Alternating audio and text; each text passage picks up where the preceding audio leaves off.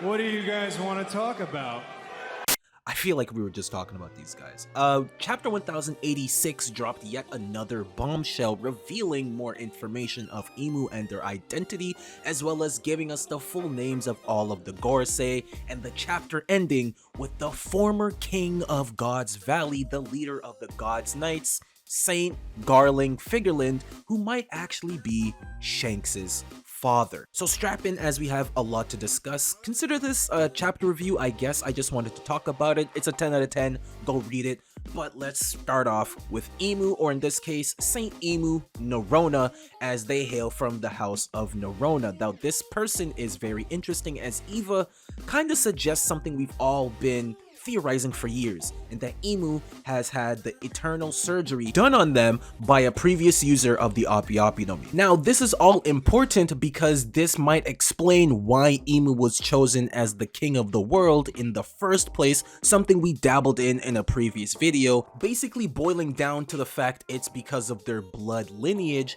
Because of their immortality, they're the only surviving member of the first 20 kings, so quite literally, Emu is the creator of the world, whereas the other celestial dragons are merely just descendants. So quite literally, Emu is a pure-blooded celestial dragon and one of the first 20 kings that created this world, quite literally making them God. Now, the immortality could play a huger role in the story, as Doflamingo looked for the immortality surgery for himself in order to gain control of the national treasure and become king of the world. So maybe the immortality that Emu has might play a bigger role as to why they became king in the first place. Now let's move on to the Gorosei, where we not only learn their names, but also what exactly they're in charge of in the world government. So first off, there is Saint J. Garcia Saturn, who is in charge of the defense science, which is interesting and might explain why he's the one going to Egghead, and he might be a lot smarter than we're led to believe, maybe even being the smartest of the five.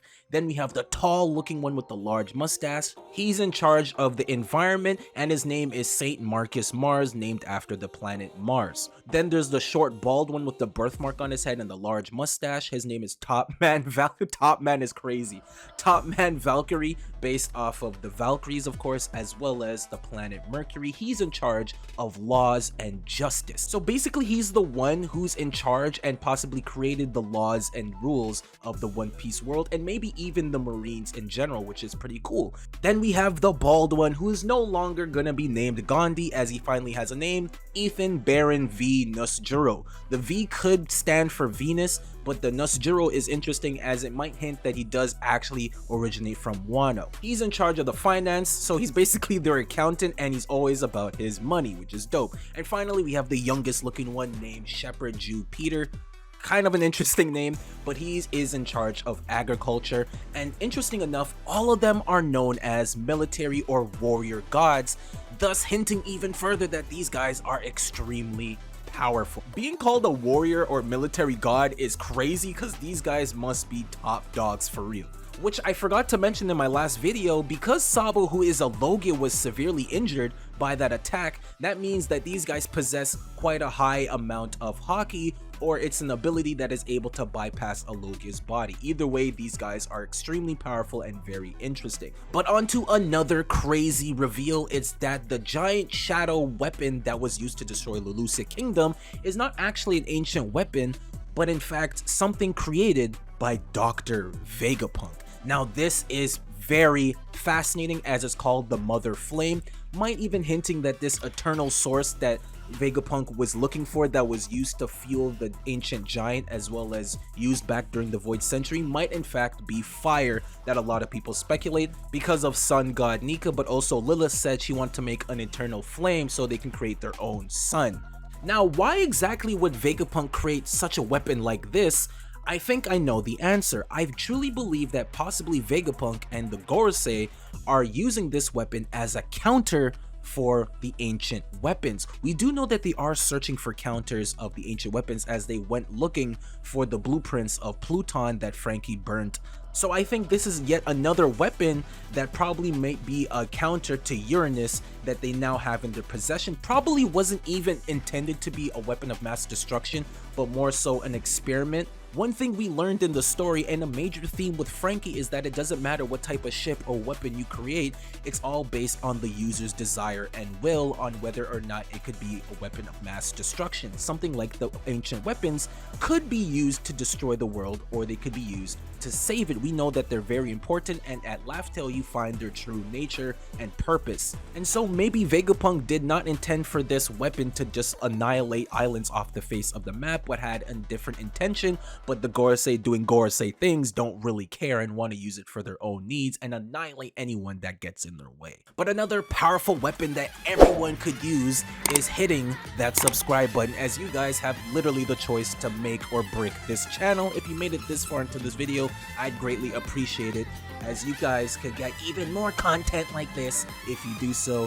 Thank you, and here's a hug and kiss, with consent of course. Back to the video. Now onto the real meat and potatoes, Saint Garling Figarland. Who is this guy, what is his true purpose, and just how powerful is this guy, as he's the supreme commander of the God's Knights, something that even Dragon fears, as he believes the real battle will begin once these guys are initiated. Just based off of his design, this guy looks like a beast, with his sword being one of the most prominent things that appears during his reveal, and I wouldn't be surprised if it's one of the Saijo Wazumono. One, because it's copium, and two, because we need more of these blades. We're getting to the end of the series, and someone who is the leader of the God's Knights, a former king of God's Valley, and someone who has the authority to judge and kill a celestial dragon is worthy of such a blade. But I said earlier, this guy might be Shanks' dad. Why do I think that? Well, we need to go back to Film Red, where it was revealed, or at least hinted, that Shanks is a part of the Figarland bloodline, which is why they were cautious on what to do with Uta. Now, what is the Figarland? It appears as though these guys are celestial dragons, but probably of a higher status, which explains why Shanks is able to just waltz into Mary Joie and have an audience with one of the Gorosei. But also, something we learned is that Shanks was found by Roger and Silver's Rayleigh in a treasure chest right after God's Valley, which, lo and behold, Saint Garling Figarland is, or was, the former king of that place. What the hell happened at God's Valley? I need to know. Now, the cool thing with Shanks is potentially he is a celestial dragon raised by one of the D's, but the real question is, why was he in that treasure chest in the first place? I'm gonna assume when Zebek, Roger, and Garp made God's Valley into the giant battlefield that we know, he put his own son there to protect him and retrieve him later, but unfortunately he ended up on Roger's ship. Now, unlike the rest of the celestial dragons, something about Figarland here is a lot more different. It's as if he's special, treated special, because he's able to judge another celestial dragon, one of the kings of the world, and quite literally execute them. That is odd. But him being the former king of God's Valley must mean that he was a part of that incident and might have even gotten into a fight. I cannot wait for this flashback, but also him being the supreme commander of God's Knights might mean that he knows of Imu's existence. As I said earlier, he might have been the one to retrieve Imu for the meeting, but also kind of hints that this guy is extremely powerful, probably one of the strongest characters in the series, especially because he might be Shanks' father. Now, the Figarland family might actually be connected to the God's Knights, as this could be a family lineage thing. So if Shanks had not gone with Roger, maybe his destiny would have become a God's Knight as well. Of course, the most prominent thing about this guy is his appearance, as his hair is in the shape of a crescent moon. I'm not gonna get into the discussion of how the celestial dragons and Skypians might be connected. I've talked about that enough. But because of Figarland's status, I think in terms of the hierarchy of the world government, it goes Imu, then the Gorosei, and then this guy. So he might be third in command, which is pretty damn scary. But him being a celestial dragon but not living with the others up at Mary Joie, but instead being a king of God's Valley, must mean quite a lot, and that he's very special compared to the other celestial dragons. God's Valley must have been the homeland of the Figarland family, but Zebek targeting this place means quite a lot, meaning that these guys are directly linked to Imu and the Void Sentry and hold a lot more power than we're led to believe, and could even be the enemy of Roxy Zebek himself, which is interesting, as in present day, Blackbeard, who might have been an apprentice or following in the footsteps of Zebek, is the mortal enemy of Shanks Figarland. The cycle continued.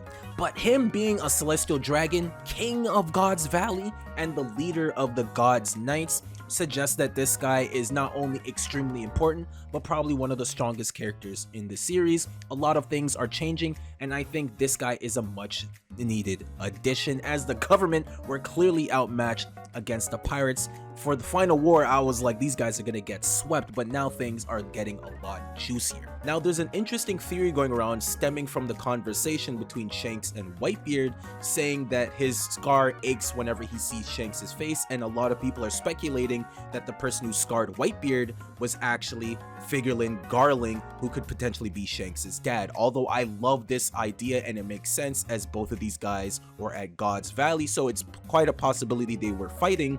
I don't think this is the case, simply because Whitebeard did not have the scar on his chest during Odin's flashback, and this was years after the incident, unless Oda wants to retcon that, which wouldn't be a problem to me. With Emu now wanting Vivi, as well as Robin being hunted by the Gorosei, things are about to get crazy, as well as the Seraphim, Doflamingo, Gekko Maria, and Crocodile are now heading to Empty Bluffs, where the Cross Guild is. This is about to get insane. Let me know in the comments what you guys think. How strong is Saint Garling? How does Shanks fit into all of this? Who is Emu? And what is going on with the Gorosei? Let me know in the what you guys think. There is a month break, unfortunately. Oda's getting eye surgery. He deserves it. The fact that he was doing all of this and dropping banger after banger while he was nerfed is insane. This guy is a GOAT. Hope you guys have a good day and a good night. I'll catch you guys next time. Peace.